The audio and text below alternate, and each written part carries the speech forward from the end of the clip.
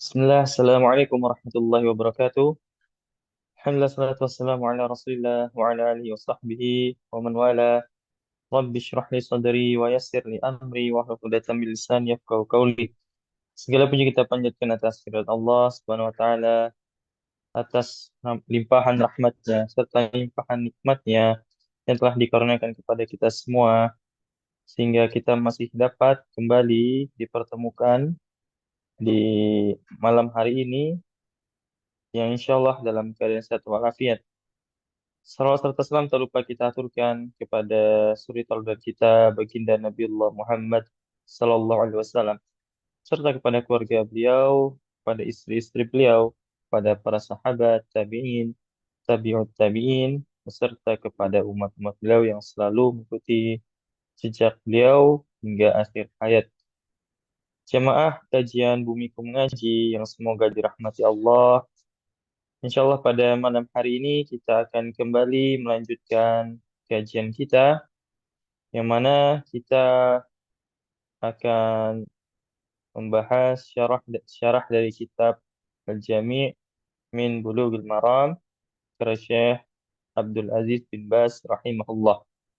Dan tema yang akan kita angkat atau kita bahas pada malam hari ini yakni sempurnanya iman. Dan kita akan bersama beliau guru kita Ustadz Rizky Agung rahmatullah BA hafizallahu taala.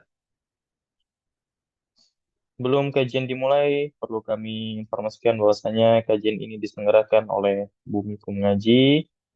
Oleh karena itu, kami mengharapkan kepada para jemaah sekalian untuk membantu menyebarluaskan informasi kajian dari Bumiku Mengaji. Ya, semoga apa yang jemaah share bisa membuahkan pahala jariah bagi jemaah.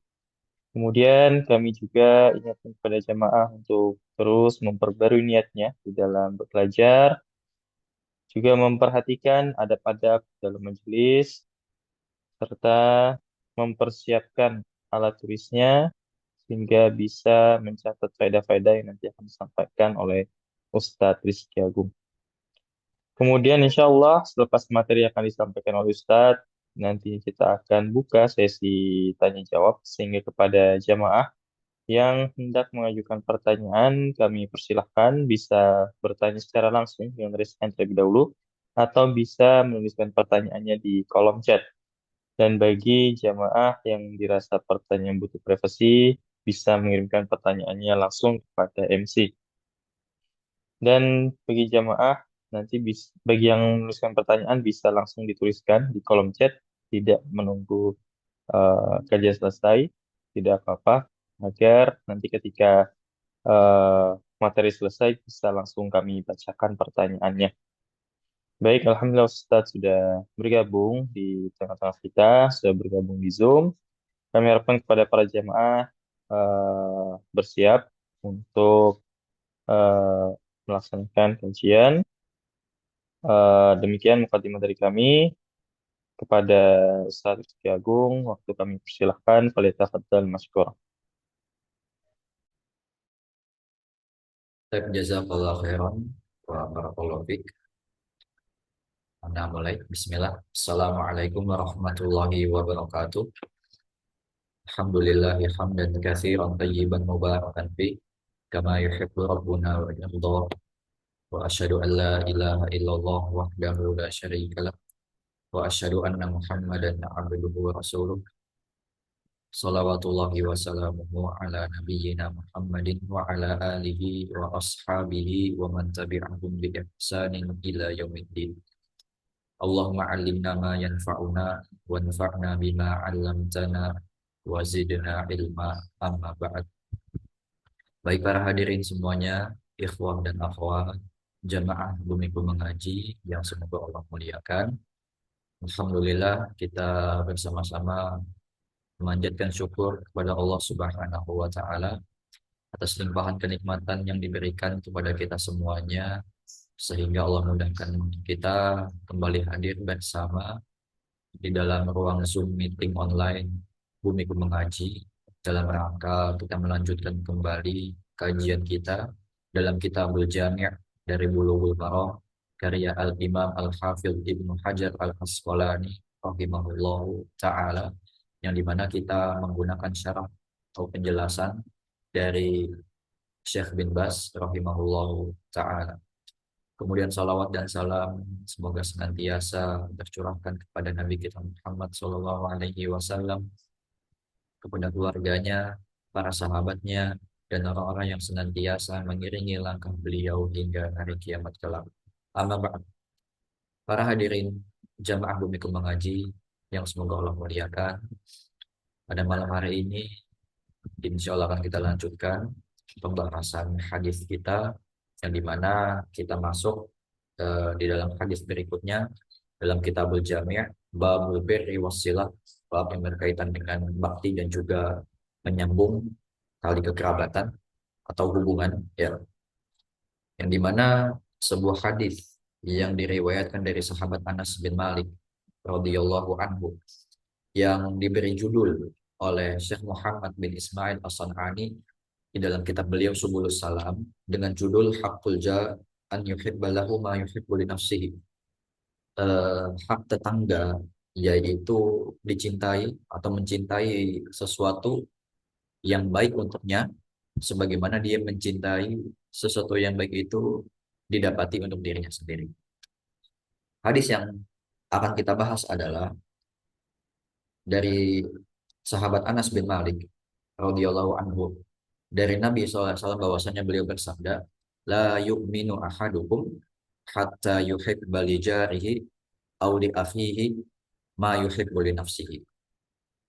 Tidak beriman salah seorang dari kalian sampai dia mencintai tetangganya atau mencintai kebaikan untuk tetangganya, atau dalam riwayat lain dikatakan mencintai kebaikan untuk saudaranya sebagaimana dia mencintai hal tersebut untuk dirinya sendiri.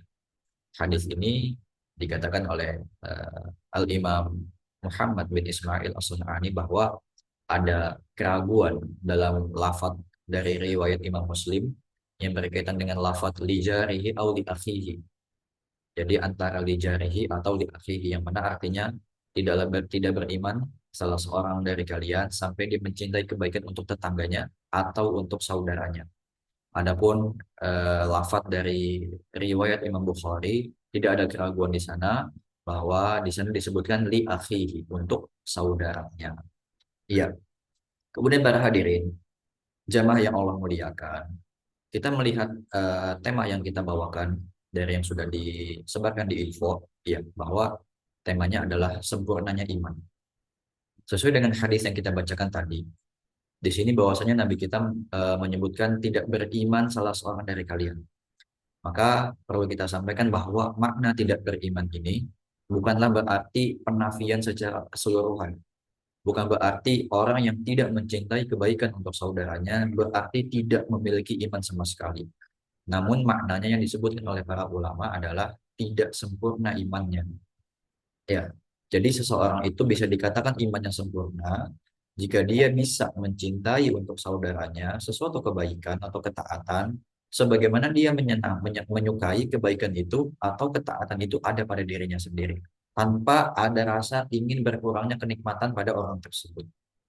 Begitu. Jadi ketika kita angkat tema sempurnanya iman, ini banyak ya lafaz-lafaz dari hadis-hadis yang datang dari Nabi kita yang menyebutkan bahwasanya beliau bersabda la yu'minu ahadukum, la yu'minu ahadukum. Tidak beriman salah seorang dari kalian, tidak beriman salah seorang dari kalian, itu banyak sekali. Ya, di antaranya la yu'minu ahadukum hatta yakuna hawahu taba'an lima ji'tu bihi. Tidak beriman salah seorang kalian sampai hawa nafsunya itu mengikuti apa yang aku datang dengannya, itu dengan syariat Islam. Gitu. Jadi apakah orang yang belum menerapkan syariat Islam secara penuh dikatakan dia tidak memiliki keimanan sama sekali kepada Allah? Maka tidak. Kita katakan maksudnya adalah imannya tidak sempurna. Ataupun hadis yang populer yang mana Nabi SAW bersabda, "Man kana yu'minu billahi wal yawmil akhir falyaqul khairan aw liyasmut." Ya, barang siapa yang beriman dengan Allah dan hari akhir, maka hendaknya ia berkata yang baik atau diam. Nah, apakah seorang muslim yang dia belum bisa berkata baik, dia masih terkadang berkata kotor, ataupun dia belum bisa memilih opsi diam ketika dalam bertutur kata, apakah ini berarti maknanya tidak beriman? Karena kan tadi di awal dikatakan barang siapa yang beriman kepada Allah dan hari akhir. Apakah yang belum bisa melakukan berarti dia tidak beriman? Maka jawabannya tidak. Bukan berarti dia nggak beriman, namun imannya belum sempurna. Ataupun juga dikatakan, man kan la yu'minu ahadukum hatta akuna ahabba ilaihi min walidihi wa waladihi wan nasi ajma'in. Tidak beriman salah seorang dari kalian sehingga aku lebih dicintai olehnya daripada kedua orang tuanya, daripada anak-anaknya, dan daripada manusia semuanya. Ya, jadi apakah ketika seseorang yang masih mencintai dirinya lebih daripada Rasulullah, misalkan belum bisa membuat kecintaan kepada Rasul itu yang paling tinggi, berarti dia nggak punya keimanan? Tidak. Maka kita katakan dia memiliki keimanan, namun keimanannya belum sempurna. Ini pernah terjadi juga pada salah seorang sahabat, yaitu Umar bin Khattab radhiyallahu anhu, di mana beliau pernah mendatangi Rasulullah dan beliau mengatakan, wahai Rasulullah, sungguh engkau adalah manusia yang paling aku cintai kecuali diriku sendiri. Jadi maksudnya Umar ini lebih cinta kepada dirinya sendiri daripada Rasulullah. Jadi kan tandanya beliau belum bisa menempatkan diri Rasulullah di posisi yang paling dicintai. Nah, namun disanggah oleh Rasulullah. La ya Umar, tidak wahai Umar.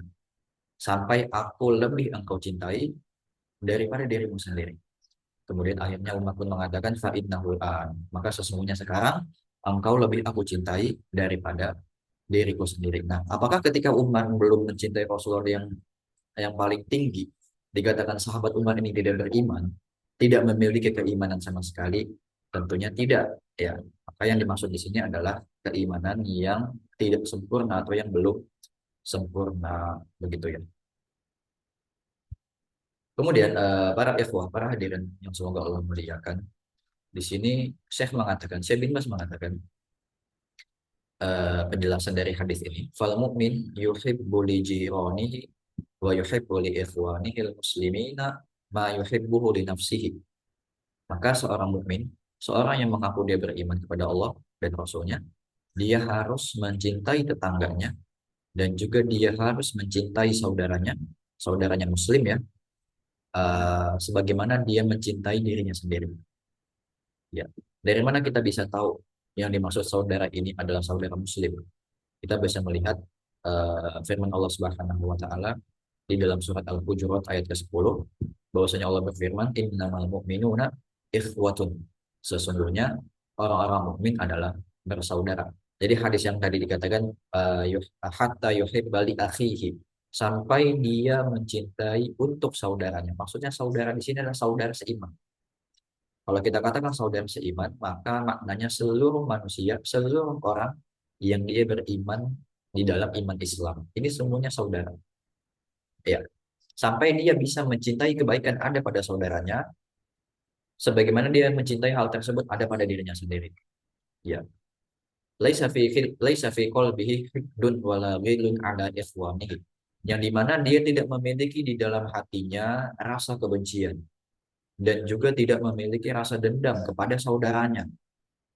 Ya, wala karahatun wala hasadun, dan juga tidak memiliki rasa kebencian dan juga tidak memiliki rasa iri, dengki ya di dalam hatinya. Bal yuhibbu lahumul khair wa yakrahu lahumus syarr. Akan tetapi hendaknya seorang yang beriman dia mencintai kebaikan ada pada saudaranya dan juga dia benci, dia tidak suka apabila keburukan ada pada saudaranya. Yang saudara seiman tentunya. Fa idza kana fi qalbihi alaihim ghillun fa hadza yadullu ala dhafil iman. Kemudian Syekh rahimahullah melanjutkan, apabila dalam hati seorang mukmin ada perasaan benci, ada perasaan iri, ada perasaan dengki kepada saudaranya, ya, maka ini menunjukkan akan lemahnya iman orang tersebut. Nah, ini perlu diperhatikan ya. Ketika kita menyadari ada perasaan dengki, ada perasaan iri, benci, hal-hal yang bersifat buruk kepada saudara kita muslim, maka ini menunjukkan bahwa pada saat itu posisi kita berada dalam keimanan yang sedang melemah. Nah, saya katakan di situ. Yadullu ala dhafil iman. Hal ini menunjukkan akan kelemahannya iman seorang. Laisa imanuhu kamilan. Imannya pada saat itu tidak dalam kondisi yang sempurna. Ya. Bal yakunu imanuhu dha'ifan. Akan tetapi imannya lemah, berkurang.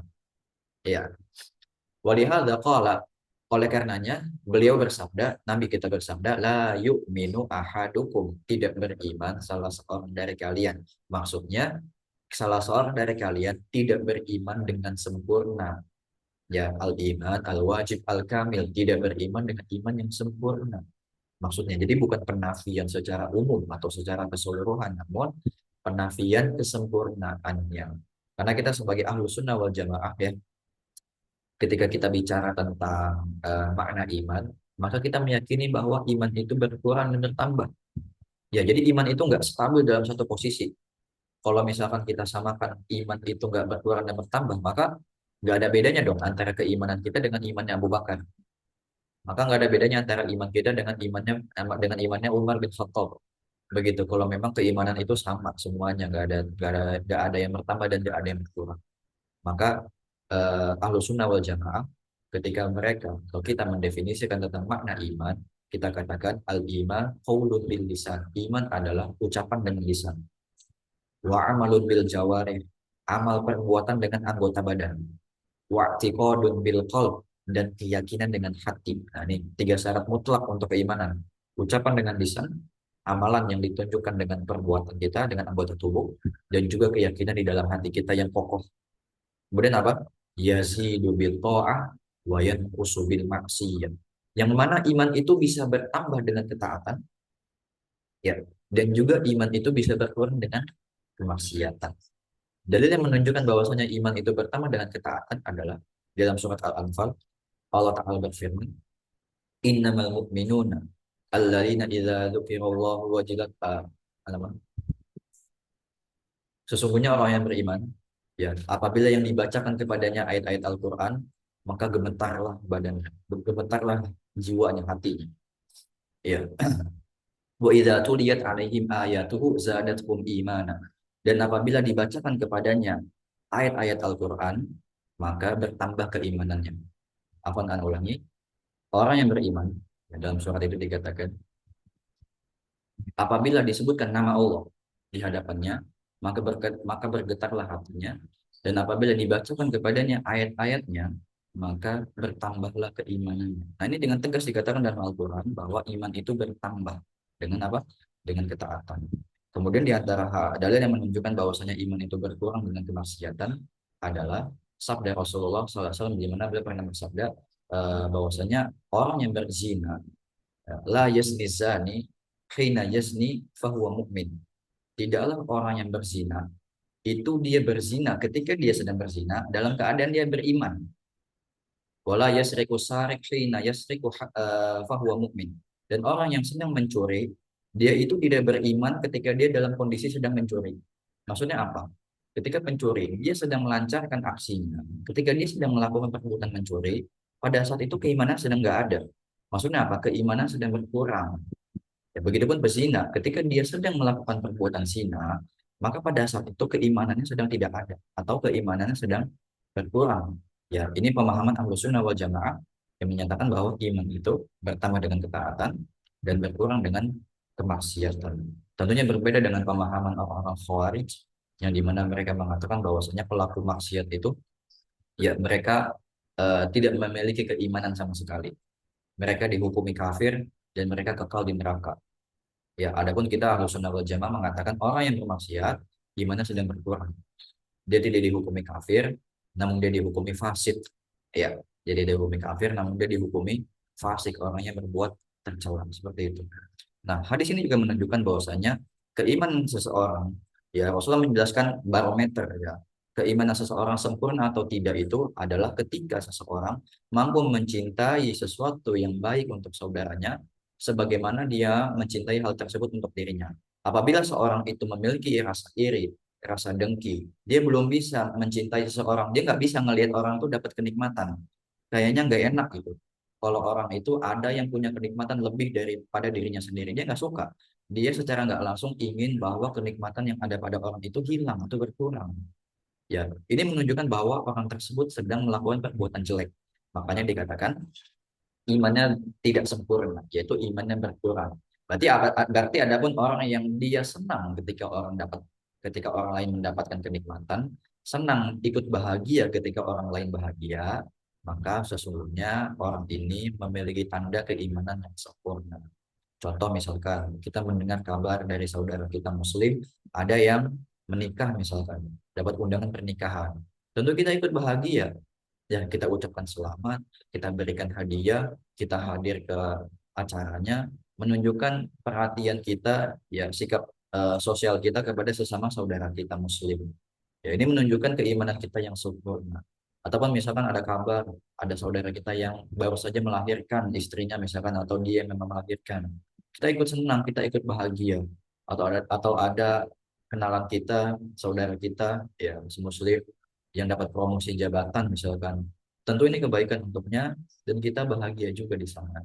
Adapun ketika kita mendengar hal-hal bahagia, hal-hal baik yang ada pada saudara kita dan ternyata hati kita bukan senang, malah ada rasa dengki, malah ada rasa yang mengganjal, ketahuilah bahwa pada saat itu Anda pada kondisi lemahnya iman atau pada kondisi iman yang sedang tidak sempurna. Maka kata Syekh di sini, fal mu'minul kamil. Maka seorang yang beriman yang sempurna, yaitu yang memiliki keimanan yang sempurna, huwallazi yuhibbu li ikhwanihi wa yuhibbu li jiranihi wa yuhibbu li aqribaihi wa yuhibbu lil muslimina kulla khairin. Dia adalah orang yang mencintai kebaikan ada pada saudaranya. Dia mencintai kebaikan ada juga pada tetangganya. Dia mencintai kebaikan ada pada kerabatnya, saudara-saudara dekatnya. Dia juga mencintai kebaikan kepada seluruh kaum muslimin secara umum. Wa yakrahu lahum kulla syarrin. Dan dia membenci keburukan menimpa saudaranya. Nah, justru kebalikan ikhwah. Kalau misalkan ada kita dengar kabar saudara kita yang tertimpa musibah dan kita malah senang, hati malah senang, ini justru musibah ya ikhwah. Ketika kita mendengar ada yang tertimpa musibah, malah hati itu bukan sedih, malah senang. Ini musibah. Perlu kita koreksi. Ada yang salah dengan diri kita sendiri. Kenapa ketika mendengar berita buruk kita malah senang? Namanya berita buruk harusnya kita sedih. Namanya musibah harusnya kita ikut sedih. Kenapa ini malah kita ikut senang? Ada rumah saudara yang kebakar misalkan. Bukannya ikut sedih, bukannya ikut membantu, malah bahagia. Nah, ini ada yang salah ternyata dalam diri kita kalau misalkan memang ada perasaan seperti ini. Ada saudaranya yang kecelakaan, senang malah ditambahin disumpahin malah. Nauzubillah min dzalik. Ini ada yang salah dengan diri kita.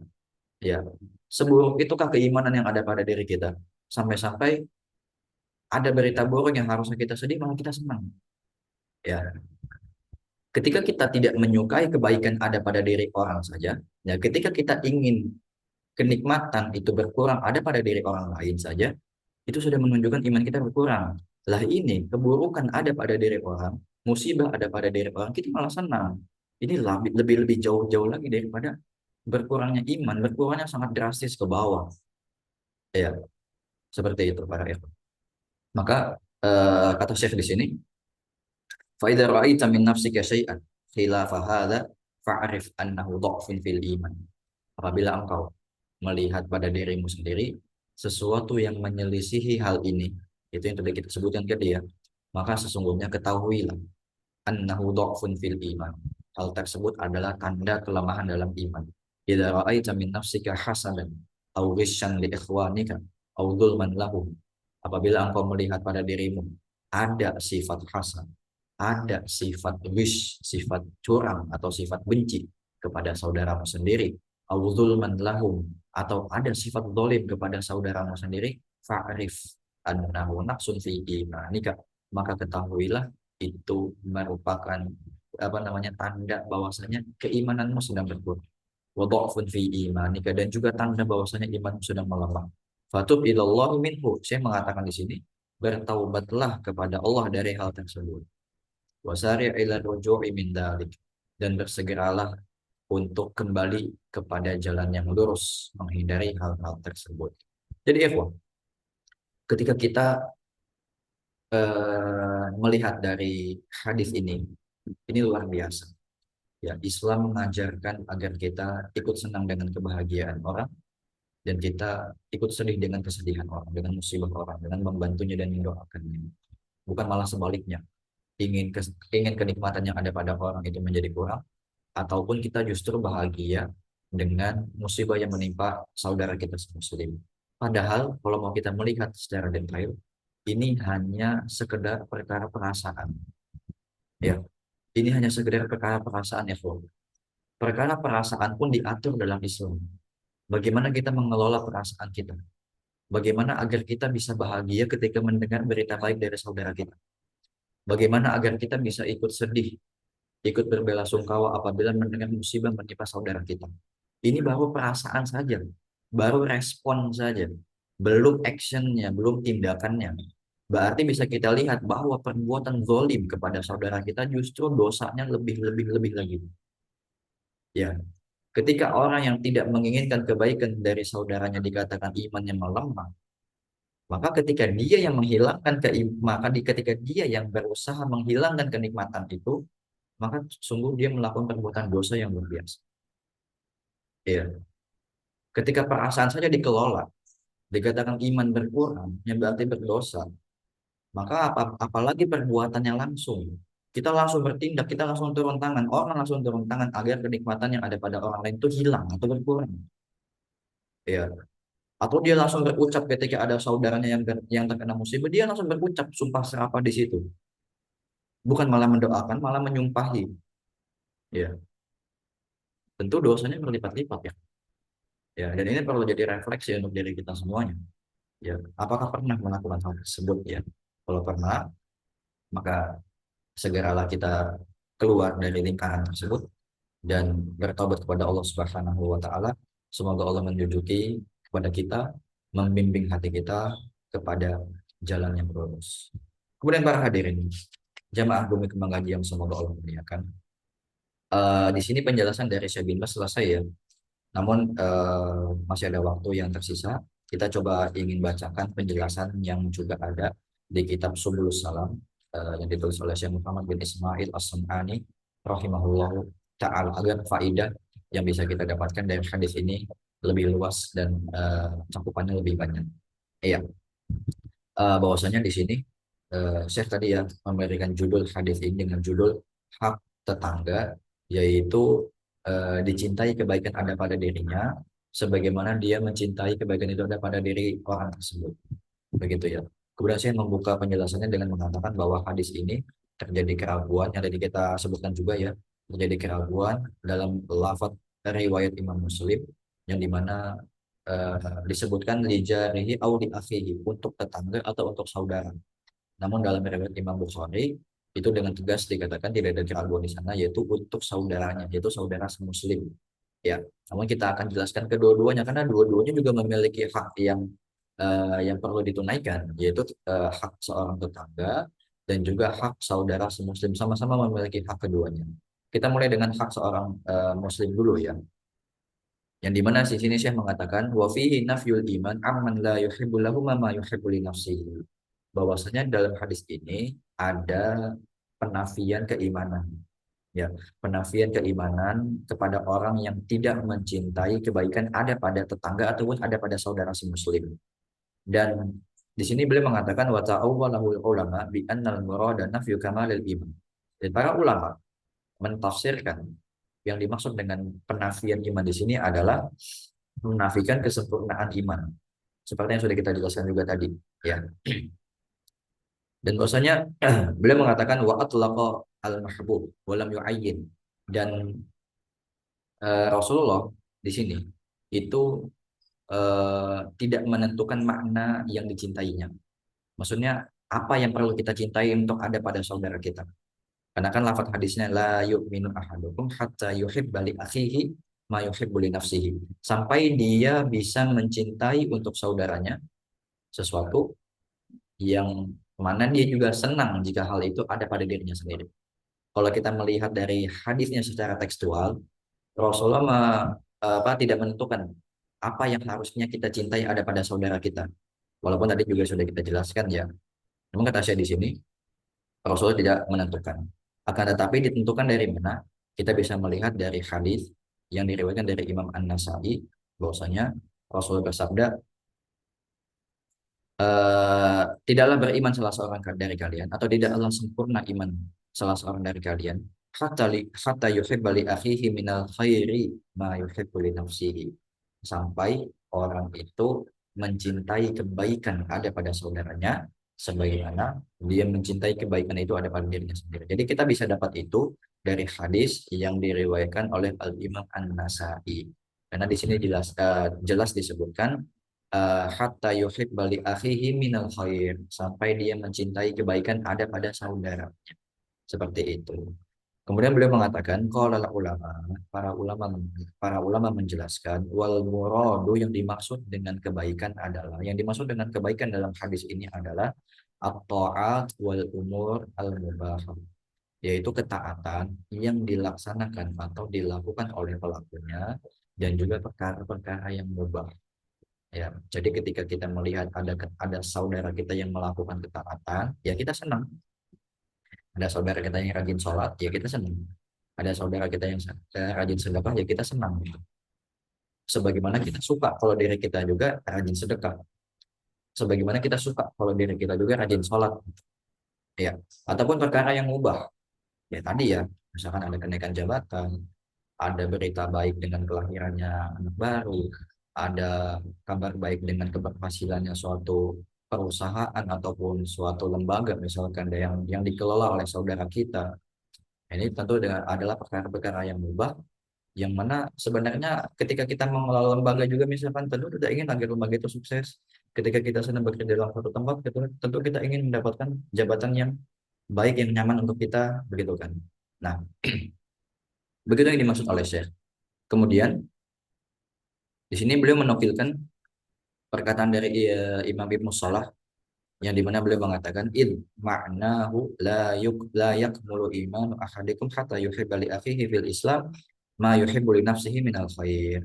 Makna dari tidak beriman salah seorang dari kalian, atau tidak sempurna keimanan salah seorang dari kalian adalah tidak akan sempurna keimanan salah seorang dari kalian sampai kalian mampu mencintai kebaikan ada pada saudara kalian se-Islam. Ya, sebagaimana kalian mencintai hal tersebut untuk dirimu sendiri. Iya, ini hal-hal yang berkaitan dengan saudara semuslim. Karena ketika membahas saudara semuslim, maka cakupannya sangat luas, sangat umum ya. Siapapun dia yang beriman kepada Allah dan Rasulnya, yang mengaku dirinya Muslim atau Islam, maka wajib atau perlu untuk kita mencintai sesuatu kebaikan yang ada pada dirinya. Siapapun dia, orang yang kita kenal, orang yang tidak kita kenal, pelaku maksiat, ataupun ahli ketaatan, ya tetangga, ataupun orang yang asing, ya kerabat, ataupun orang yang tidak ada hubungan kekerabatan sama sekali, semuanya selagi mereka mengaku mereka orang beriman, maka kita perlu untuk mengelola perasaan kita agar bisa mencintai kebaikan ada pada dirinya sebagaimana kita mencintai hal tersebut untuk diri kita sendiri, agar keimanan kita menjadi keimanan yang sempurna. Nah, kemudian para hadirin jamaah Bumi Mengaji yang semoga Allah muliakan, saya melanjutkan di sini dua riwayatul jar amatun lil muslim, dan riwayat yang menyebutkan hak untuk tetangga, maka ini maksudnya adalah umum untuk semua kaum muslim, ya, dan juga orang kafir. Amatun lil muslim wal kafir, tetangga, ketika disebutkan di situ tetangga, maka maknanya umum, baik itu tetangganya muslim atau tetangganya kafir. Ya, jadi kita nggak apa namanya, nggak diajarkan untuk membedakan, memperlakukan tetangga yang muslim ataupun yang kafir. Ya, dalam hal kebaikan maksudnya ya, dalam hal kebaikan. Beliau mengatakan wasodik wal adu. Begitupun tidak dibedakan antara tetangga yang memang teman kita atau tetangga yang memang musuh kita, bermusuhan dengannya misalnya. Kemudian wal qarib wal ajnabi. Tidak dibedakan juga antara tetangga yang dia kerabat kita, salah satu dari kerabat kita, ataupun tetangga yang bukan salah satu dari kerabat kita. Wal aqrabu jiwaron wal ab'ad. Tidak dibedakan juga antara tetangga yang dekat ataupun yang jauh. Ketika dikatakan dalam hadis ini, tidak beriman atau kurang tidak sempurna keimanan dari kalian sampai dia mencintai kebaikan ada pada tetangganya. Yaitu kebaikan ada pada tetangganya baik yang muslim, baik kebaikan itu ada pada tetangganya yang kafir, ataupun tetangganya yang kerabat, ataupun tetangganya yang non kerabat, ataupun tetangganya yang teman, ataupun tetangganya yang musuh, ataupun tetangganya yang dekat, ataupun tetangganya yang jauh, semuanya sama. Intinya kita harus mencintai hal yang baik ada pada dirinya sebagaimana kita suka ada pada diri kita sendiri. Iya. Kemudian beliau mengatakan waqad akhrajat Tabrani min hadis Jabir, dan Al-Imam At-Tabrani mengeluarkan hadis dari sahabat Jabir bin Abdullah radhiyallahu anhu bahwasanya Rasulullah bersabda al-jiranu salasatun. Beliau menjelaskan tentang kedudukan tetangga, bahwasanya tetangga itu ada tiga golongan.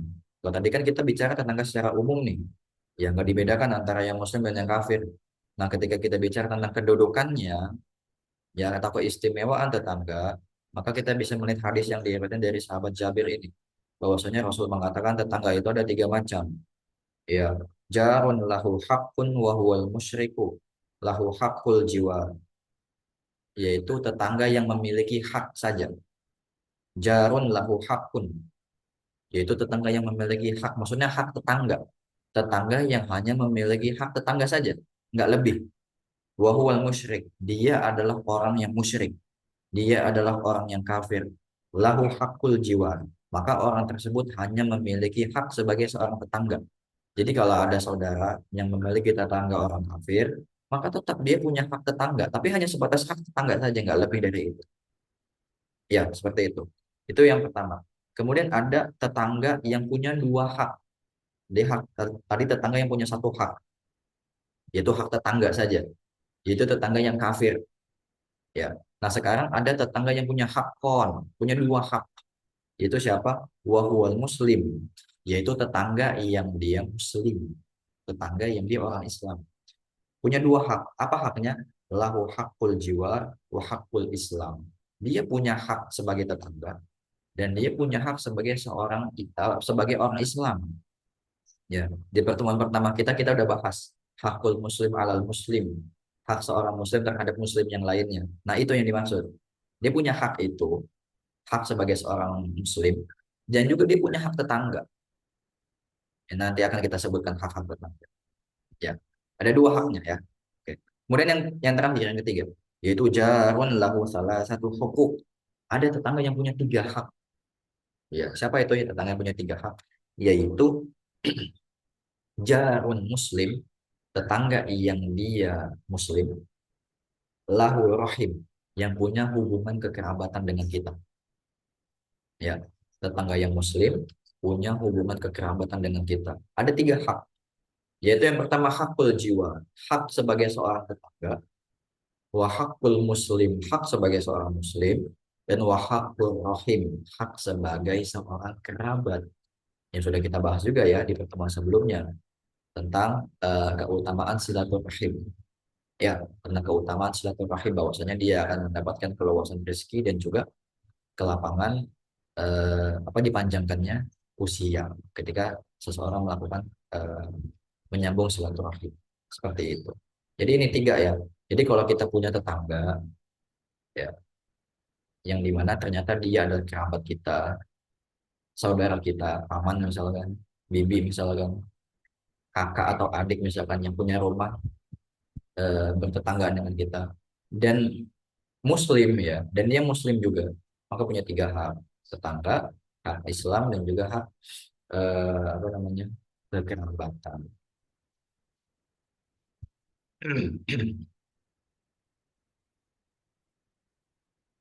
Kemudian bagaimana cara kita memperlakukan tetangga yang kafir ya? Dalil yang menunjukkan bahwasanya orang yang kafir itu juga punya hak sebagai seorang tetangga gitu ya, maksudnya adalah hadis yang dikeluarkan oleh Al Imam Al Bukhari ya di dalam kitab Al Adabul Mufrad, dan juga dikeluarkan oleh Al Imam At-Tirmidzi dan dihasankan oleh beliau dari sahabat Abdullah ibn Amr, ya dari sahabat Abdullah ibn Amr radhiyallahu anhu, bahwasanya beliau itu suatu hari pernah menyembelih seekor kambing, dzabah syatan. Fa'ahda min hali jarihi al-Yahudi. Kemudian ketika beliau menyembelih, sahabat Abdullah bin Amr ini menyembelih seekor kambing, beliau menghadiahkan sebagian dari sembelihannya ini kepada tetangganya yang apa? Yang Yahudi. Ini menunjukkan bahwa orang Yahudi yang memang tetangga kita, yang mana dia orang kafir, itu juga punya hak sebagai seorang tetangga. Gak apa-apa kita berbuat baik dengannya. Ya, karena dalam hadis dikatakan innallaha katabal ihsana ala kulli syai'in. Rasulullah bersabda, sesungguhnya Allah menetapkan kebaikan pada setiap hal. Ya, Allah menetapkan kebaikan pada setiap hal. Keutamaan tentang tetangga juga bisa kita lihat dari apa namanya? Dari firman Allah Subhanahu wa taala dalam surat An-Nisa ayat 36. Allah berfirman, wa'budullaha wa la tusyriku bihi syai'an. Dan beribadahlah kalian kepada Allah dan janganlah menyekutukan dengan apapun. Wabil walidaini ihsana wabidil qurba wal yatama wal masakin wal jari dil qurba wal jaril junub. Dan Allah memerintahkan agar berbuat baik kepada kedua orang tua, berbuat baik kepada kerabat, berbuat baik kepada kepada anak yatim, berbuat baik kepada orang miskin, dan juga berbuat baik kepada apa? Tetangga yang dekat maupun tetangga yang jauh. Ya, jadi dalil di surat An-Nisa ayat 36 ini dengan tegas diperintahkan untuk berbuat baik kepada tetangga yang dekat maupun tetangga yang jauh dan tidak dibedakan antara jar al-muslim dan al-jar al-kafir, enggak. Yang gak disebutkan dibedakan antara tetangga yang muslim atau tetangga yang kafir. Semuanya berhak mendapatkan hak tetangga, yaitu diperlakukan dengan baik. Kemudian dari hadis yang populer juga bisa kita lihat bahwasanya Rasul bersabda terkait hak seorang tetangga, la yu'minu man kana yu'minu billahi wal yaumil akhir fal yukrim jarahu. Barang siapa yang beriman kepada Allah dan hari akhir, maka hendaknya ia memuliakan tetangganya. Seperti itu. Kemudian hadis yang lain juga ya bisa kita lihat bahwasanya Rasulullah bersabda, "Mazala Jibril yusini bil jar." Jibril senantiasa datang kepadaku mewasiatkan tentang tetangga. Ya, hatta dhanantu annahu sayuwarithuhu. Sampai-sampai aku mengira bahwa tetangga itu akan mendapatkan hak waris. Saking seringnya Jibril mendatangi Rasulullah mewasiatkan tentang berbuat baik kepada tetangga. Ya, sampai-sampai beliau mengira bahwa saya tetangga ini akan mendapatkan hak waris. Seperti itu. Kemudian kita lanjutkan kata saya di sini.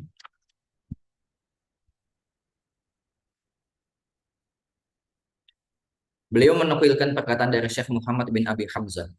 Ya, yang mana bin Abi Jamrah maksudnya afwan. Syekh Muhammad bin Abi Jamrah. Yang dimana Syekh mengatakan hifdzul haqqil jar min kamalil iman. Di antara bentuk kesempurnaan iman adalah dengan menjaga hak-hak seorang tetangga. Ini menunjukkan keutamaan tetangga. Ya, kita dituntut untuk berbuat baik kepada tetangga dan bahwasanya tanda kesempurnaan iman seseorang yaitu dia ketika mampu menjaga hak seorang tetangga. Tetap senantiasa berbuat baik kepada tetangga. Wal idraru bihi minal kabair. Nah, perhatikan di sini dan berbuat buruk kepada tetangga. Hati-hati ikhwan. Jangan sampai kita berbuat zalim kepada tetangga. Jangan sampai kita berbuat sesuatu yang mengganggu tetangga kita. Karena di sini katakan wal idraru bihi minal kabair. Berbuat buruk kepada tetangga, apa namanya? Menimbulkan kemudaratan untuk tetangga termasuk dosa besar. Dosa besar, nggak main-main. Dosa besar. Liqaulihi sallallahu alaihi wasallam sebagaimana sabda Nabi kita sallallahu alaihi wasallam, "Man kana yu'minu billahi wal yaumil akhir fala yu'dhi jarahu." Barang siapa yang beriman kepada Allah dan hari akhir, maka hendaknya dia tidak berbuat buruk atau tidak mengganggu tidak mengganggu tetangganya. Ya. Di sini Rasulullah menegaskan agar seorang muslim itu yang mana ia beriman kepada Allah dan hari akhir untuk tidak berbuat buruk atau mengganggu tetangganya. Ya. Kemudian yang ingin kita bahas juga adalah ketika misalkan kita bingung nih eh, dalam berbuat baik ini tentunya kita punya batasan sebagai seorang manusia ya para ikhwan sekalian. Sebagai seorang manusia ada kalanya kita memiliki batasan dalam berbuat baik. Maksudnya apa? Ketika misalkan kita ingin berbagi, maka ya sekedarnya apa yang kita miliki. Apapun yang kita miliki, kita bisa bagikan yang kita ingin bagikan. Dan tentunya mungkin kadang ada kalanya ada tetangga kita yang kita nggak bisa bagi juga gitu. Karena bukan karena kita nggak mau, tapi karena kita nggak mampu, nggak punya. Nah, dalam dalam kondisi pertentangan ini, maka siapa yang perlu kita dahulukan dari tetangga kita, gitu kan? Siapa yang perlu kita dahulukan dari tetangga kita? Di sini saya menyebutkan bahwasannya wa yuqaddimu inda ta'arud man kana aqraba ilaihi baban. Ketika ada pertentangan dalam hal tersebut, dalam kita memilih siapa yang paling berhak untuk kita berbuat baik kepada tetangga kita, untuk kita dahulukan, maka saya mengatakan yang didahulukan adalah yang paling dekat kepada kita pintunya. Maksudnya tetangga yang lebih dekat kepada kita. Berarti tetangga kanan kiri, kalau misalkan Anda tinggal di sebuah komplek perumahan yang rumahnya berdempetan, maka tetangga Anda yang di kanan dan tetangga Anda yang di kiri, itu adalah orang yang paling berhak untuk mendapatkan kebaikan dari Anda sebagai seorang tetangga. Ya, dibandingkan tetangga yang jauh. Ini ketika dalam terjadi pertentangan ya. Kalau kita misalnya disuruh milih, mau ngasih siapa nih tetangga kita, maka pilihan kita adalah kepada yang paling dekat. Ya, karena ada sebuah hadis dari Nabi SAW yang dimana eh, disebutkan oleh Ibunda Aisyah. Beliau pernah bertanya kepada Nabi Shallallahu Alaihi Wasallam. Beliau mengatakan, ya Rasulullah, ini li jaroin. Wahai Rasulullah, sesungguhnya aku memiliki dua tetangga. Ya, fa'ila ayyihima uhdi. Maka kepada siapa aku memberikan hadiah dari mereka berdua. Jadi di sini mungkin maksudnya Aisyah ini hanya bisa memberikan hadiah untuk satu orang saja tetangganya. Tapi beliau punya dua tetangga. Maka beliau nanya kepada Rasulullah siapa yang berhak untuk aku berikan untuk aku berikan kebaikan tersebut atau aku berikan hadiah tersebut. Kata Rasulullah, ila akrobihima baban, kepada tetangga yang pintunya paling dekat denganmu. Yaitu maksudnya yang rumahnya paling dekat denganmu. Tetangga yang rumahnya paling dekat dengan kita adalah tetangga yang paling berhak untuk kita dahulukan berbuat baik kepadanya. Seperti itu. Kemudian juga, nah ini ya, batasan tetangga. Tadi kan kita sebut bahwasanya tetangga itu yang lebih berhak yang paling dekat. Nah, ketika kita bicara tetangga, maka pertanyaannya berikutnya adalah siapa sih tetangga itu? Ya kan? Apa batasan orang itu dikatakan dia tetangga kita? Sejauh mana rumah orang itu bisa dikatakan ini rumah tetangga kita gitu kan? Dia adalah tetangga kita. Ya, dalam beberapa riwayat ya atau perkataan para ulama, ya mereka ada yang menyebutkan bahwa eh, tetangga itu dibatasi dengan 40 rumah. Ya, tetangga itu dibatasi dengan 40 rumah. Di antaranya adalah Imam eh, Imam Syafi'i juga menyebutkan bahwa tetangga itu 40 rumah. Dan juga Al-Imam Al-Auza'i juga menyebutkan tetangga itu dibatasi 40 rumah. Dari segala arah. Depan, kanan, kiri, belakang. Ke depan 40 rumah, ke kanan 40 rumah, ke kiri 40 rumah, ke belakang 40 rumah. Itu mereka semuanya radius itu adalah tetangga. Ya. Namun beberapa ulama seperti Imam Ibnu Abidin rahimahullah taala, beliau menyebutkan bahwa tetangga itu yang sahih atau yang benar adalah dikembalikan kepada urf, adat kebiasaan. Maksudnya dalam kita menentukan tetangga itu nggak ditentukan dengan angka 40. Karena angka 40 ini memang ada hadisnya di dalam kitab Adabul Mufrad oleh Al-Imam Al-Bukhari. Nah, namun Imam Ibnu Abidin mengatakan nggak dibatasi dengan 40. Ini dikembalikan dengan kebiasaan suatu penduduk. Sampai sampai sejauh mana dikatakan tetangga itu sampai mana gitu. Kalau misalkan kita punya kebiasaan bahwa tetangga itu hanya sebatas yang segang sama kita, yang hanya satu gang misalkan, ya udah berarti tetangganya itu saja. Berarti yang beda gang itu bukan tetangga.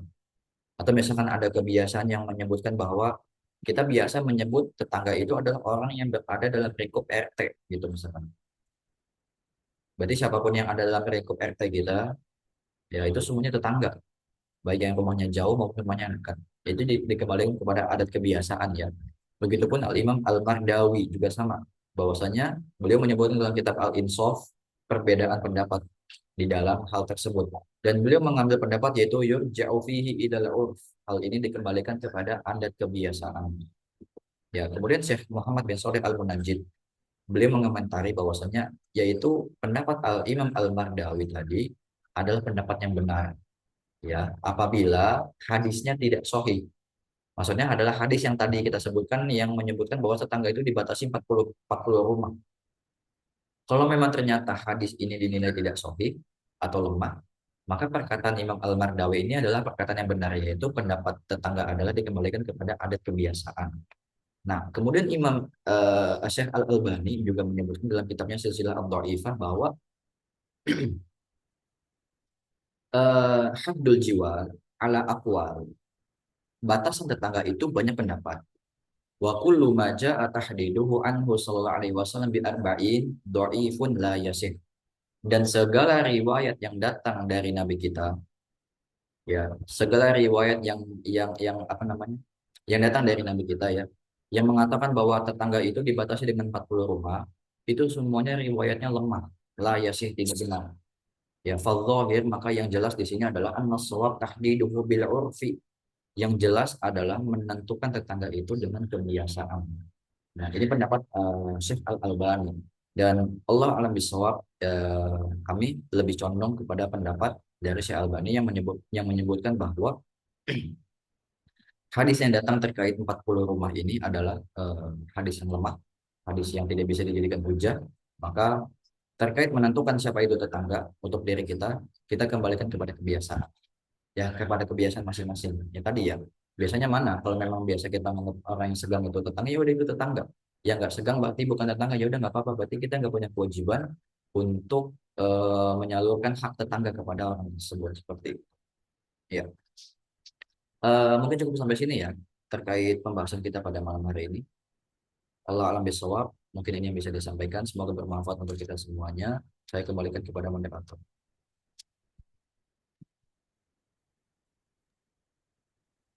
Baik, syukron Ustaz atas materi yang sudah disampaikan. Kita masuk ke sesi tanya jawab. Kepada jamaah kami persilahkan jika ada pertanyaan bisa mengajukan secara langsung dengan raise hand atau bisa menuliskan pertanyaan di kolom chat. Persilahkan pada jamaah bisa memanfaatkan sisa waktu.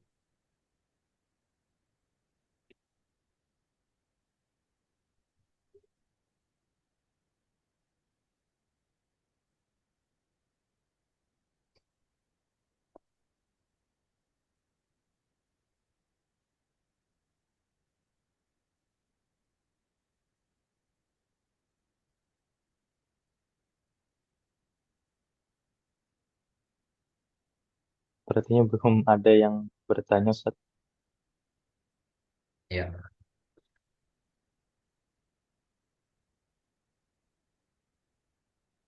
mungkin dicukupkan saja ya, Ki, kalau memang nggak ada yang bertanya.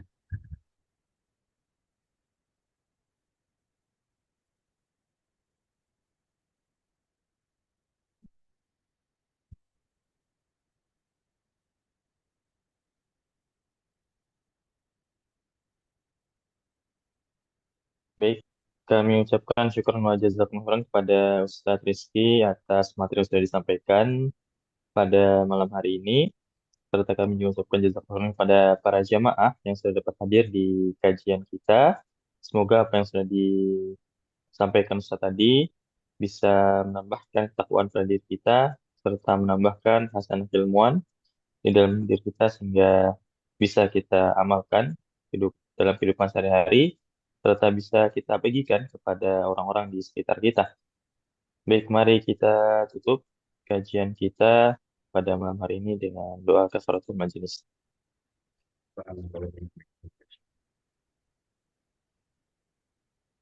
Baik, demikian kajian kita pada malam hari ini. Kami ucapkan permohonan maaf jika terdapat kekurangan dalam penyelenggaraan kajian pada malam hari ini. Kami pamit undur diri. Wassalamualaikum warahmatullahi wabarakatuh. Kami persilakan kepada jemaah beralih dari meeting. Barakallahu fikum.